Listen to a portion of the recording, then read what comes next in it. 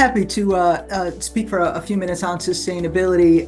At the New York Guild, I've observed conversations kind of in two areas when it comes to sustainability. One is, our own member-driven work in terms of managing water waste, managing stillage waste. And I've been kind of surprised that to the degree to which you sort of think, though, I think the consumers generally think about that kind of thing naturally in rural communities. People think about partnerships with farmers, partnerships with grain processors, partnerships with bakers and stuff like that. But there's actually a very intense concentration of those types of services in New York City, where we have pretty intensive regulations on water runoff and things like that. So it's interesting, there's kind of a regulatory interplay there, but it plays out differently in different parts of the state. And the other piece, as you mentioned, is packaging. And here in New York, there's a significant, and I know there have been efforts in other states. There's a significant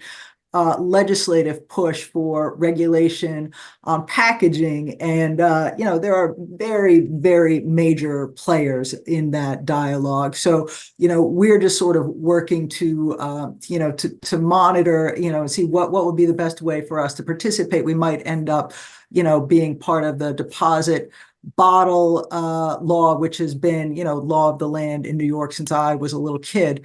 And we're very fortunate. We have on our board member a distiller from out in our beautiful Finger Lakes region, who in her pre-distilling career was both a lawyer and a glass engineer. So she positions us very well to be able to understand the science and the infrastructure that will be required. I think often in public policy, legislators get very aggressive ideas, and they can sometimes put things into law when really the physical infrastructure doesn't exist yet and might be impossible to build. But certainly these stories about collaborations with farmers are important to the way a lot of our members talk about how they operate.